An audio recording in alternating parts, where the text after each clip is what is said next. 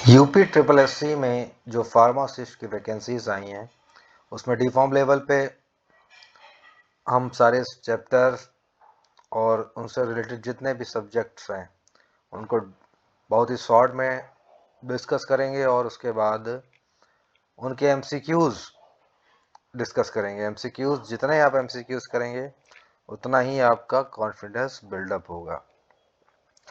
तो सबसे पहले हम लोग स्टार्ट करते हैं ह्यूमन एनाटॉमी के फर्स्ट चैप्टर जिसका कि नाम है सेल। तो सेल जो डिस्कवर्ड किया था वो साइंटिस्ट का नाम था Robert Hooke. Nucleus discovered by Robert Brown.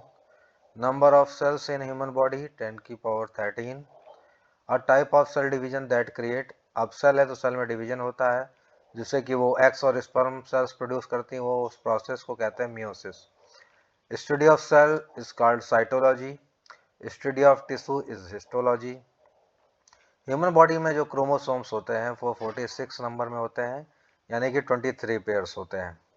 Number of chromosomes in ovum, ovum में 22 प्लस एक्स रहता है, ये फीमेल की बात हो रही है। और number of chromosome is sperm जो मेल में है 22 प्लस वाई, ये वाई ही डिसाइड करता है कि लड़का होगा या लड़की होगी। फिर नेक्स्ट है आपके human body develop from the zygote cell. Human body जो डेवलप होती है वो जाइगोट सेल से डेवलप होती है। Cell division a process of making new body cell in human body is mitosis process. Cell division में नई सेल्स बनती हैं। अब जब नई सेल्स बनती हैं तो नई बॉडी का फॉर्मेशन करेंगी और वो प्रोसेस कहलाती है माइटोसिस प्रोसेस के थ्रू। अब सेल का स्ट्रक्चर देख लेते हैं हम लोग।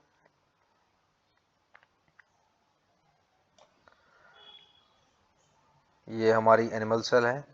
एनिमल सेल के अंदर आपका एक न्यूक्लियस है, ठीक, ये पूरा न्यूक्लियस है। न्यूक्लियस के अंदर न्यूक्लियोलस होता है, ये आपकी गोल्जी अपरेटस या गोल्जी बॉडी इनको कह देते हैं। माइटोकॉन्ड्रिया प्रेजेंट होते हैं। पिनोसाइटिक साइटिक वेसल्स होती हैं, लाइसोसोम्स होते हैं, गोल्जी वेसल्स होती हैं। अब यहाँ पे ही आपके एंडोप्लाज्मिक रेटिकुलम होते हैं। अब जिन पे राइबोसोम प्रेजेंट होता है उनको बोलते हैं रफ एंडोप्लाज्मिक रेटिकुलम, और जिन पे नहीं प्रेजेंट होता है उनको बोलते हैं स्मूथ एंडोप्लाज्मिक रेटिकुलम। यहाँ पे लिखा है नो राइबोसोम। नेक्स्ट है आपका सेंट्रियोल्स प्रेजेंट होते हैं, क्योंकि 2 होते हैं, each composed of 9 microtubules triplets से बने होते हैं। जो आपके सेंट्रियोल्स होते हैं वो कंपोज होते हैं 9 माइक्रोट्यूब्यूल्स के। सेल की जो लेयर है वो कहलाती है प्लाज्मा मेम्ब्रेन। इसमें राइबोसोम्स भी होते हैं और साइटोप्लाज्म इनके अंदर फिल होता है। ये टिपिकल सेल का स्ट्रक्चर हो गया। अब ये जो हमारे सेल ऑर्गेनेल्स हैं इनमें क्या क्या फंक्शन होता है, ये क्या क्या करते हैं। Smallest functional unit of human body, smallest भी कह सकते हैं और फंक्शनल यूनिट भी कह सकते हैं ह्यूमन बॉडी की, जो कि सेल है। अब component of human body, human cell में ह्यूमन सेल के जो कंपोनेंट है सेल मेम्ब्रेन है। सेल मेम्ब्रेन हमारी बनी होती है लिपिड फास्फोलिपिड की बाइलेयर से। माइक्रोकॉन्ड्रिया ये powerhouse of the cell कहलाते हैं, ये एनर्जी जनरेशन का काम करते हैं, तभी इनको पावर हाउस कहते हैं। न्यूक्लियस ये लार्जेस्ट ऑर्गेनेल है सेल के अंदर का। फिर है आपके राइबोसोम्स। राइबोसोम्स क्या होती हैं, फैक्ट्री होती हैं प्रोटीन सिंथेसिस की। एंडोप्लाज्मिक रेटिकुलम, अब ये दो तरह की हैं, स्मूथ और रफ एंडोप्लाज्मिक रेटिकुलम। लाइसोसोम्स इनको हम लोग कहते हैं सुसाइडल बैग्स, आत्मघाती हत्या की थैली से बोलते हैं।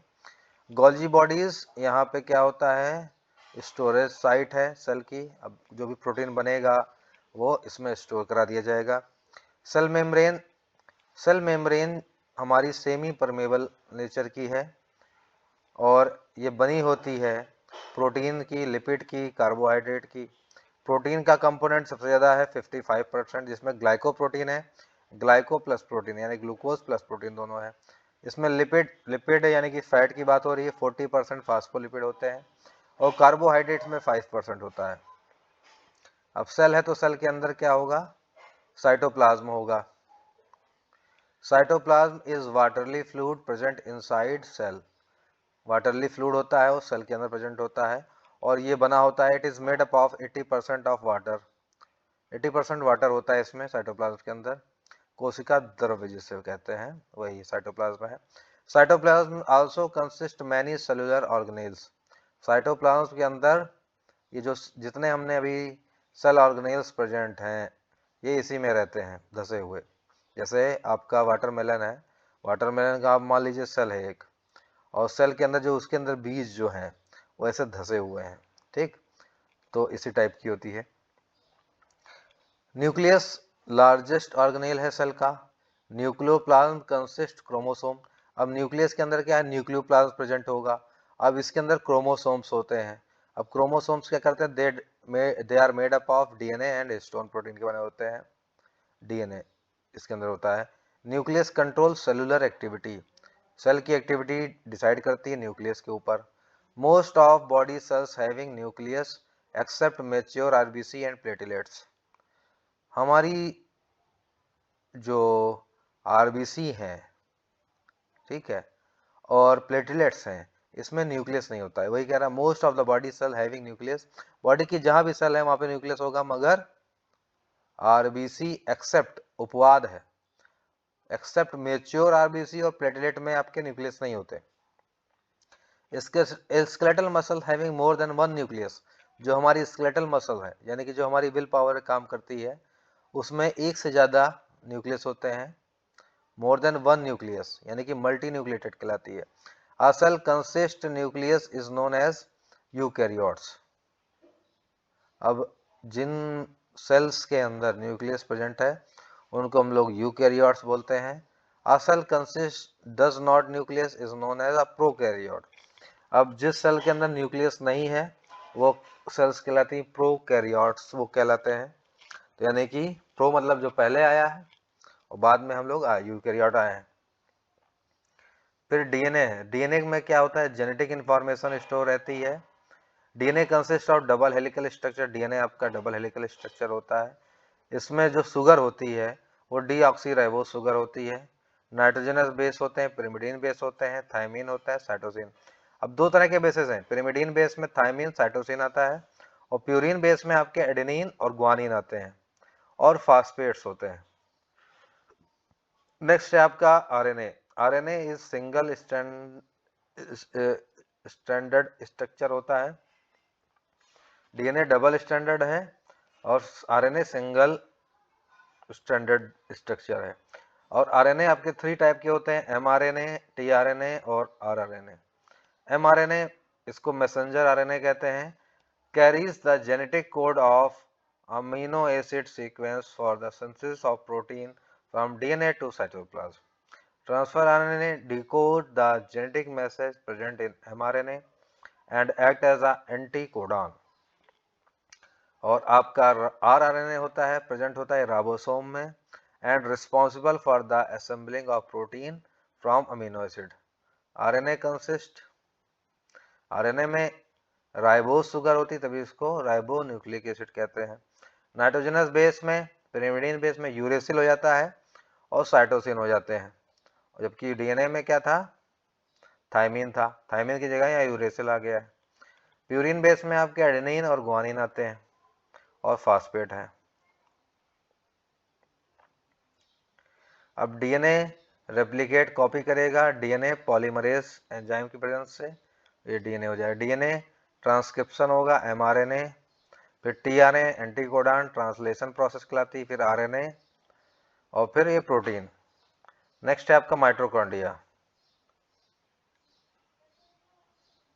सॉसेज शेप स्ट्रक्चर होता है इसका, सॉस होता है सॉसेज, उसकी तरह इसका स्ट्रक्चर होता है। इसको powerhouse of the cell कहते हैं। Mitochondria form ATP by the oxidative phosphorylation process. अब पावर हाउस इसलिए कहा जाता है क्योंकि ये एटीपी का जनरेशन करता है, ठीक है, ATP by oxidase phosphorylation process से करता है। Responsible for the cell respiration, cell का जो रिस्पायरेशन होगा वो इसकी मदद से होता है।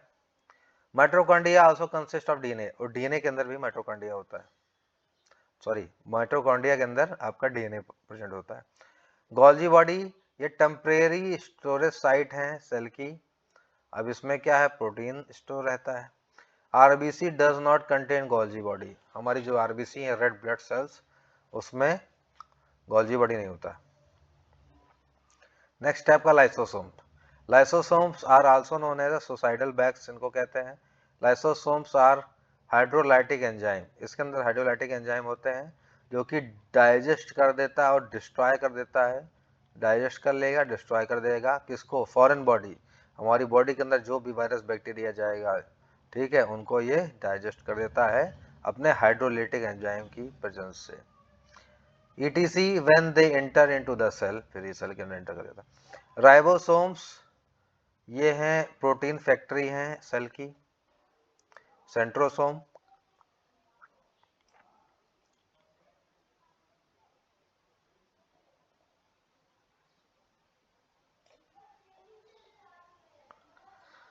सेंट्रोसोम रिस्पॉन्सिबल है सेल डिवीजन के लिए। Nervous cell does not contain centrosome, यानी कि न्यूरॉन्स के अंदर हमारे सेंट्रोसोम्स नहीं होते। नेक्स्ट है microfilament, they maintain size and shape of the cell. अब सेल का साइज और शेप कौन डिसाइड करेगा, माइक्रोफिलामेंट्स डिसाइड करते हैं। नेक्स्ट है microtubules, they are contractile protein present in the cytoplasm, ये कॉन्ट्रेक्टाइल प्रोटीन होती है, प्रेजेंट होती है साइटोप्लाज्म में। किसके लिए रिस्पॉन्सिबल है, मूवमेंट, सेल के मूवमेंट के लिए और सेल के ऑर्गेनेल्स के लिए।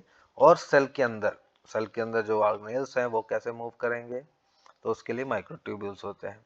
अब सेल का फंक्शन क्या है, सेल के काफ़ी सारे फंक्शंस हैं। रिस्पायरेशन, एसिमिलेशन, ग्रोथ और रिपेयर, रिप्रोडक्शन करना, irritability, movement, WBC having, amoeboid movement, excretion करना। Most of the substance cross cell membrane by the passive diffusion. Passive diffusion वो प्रोसेस है जिसमें एनर्जी की रिक्वायरमेंट नहीं होती है, किसी भी सब्सटेंस का अंदर बाहर आना जाना पैसिव डिफ्यूजन सबसे ज़्यादा होता है। और जबकि एक्टिव डिफ्यूजन में क्या होता है, सेल को एनर्जी चाहिए होती है। तो ये हमारा सेल टॉपिक था, यहाँ पे ख़त्म हुआ। सेल के बाद हम नेक्स्ट टिश्यू की बात करेंगे नेक्स्ट लेक्चर में। Thank you.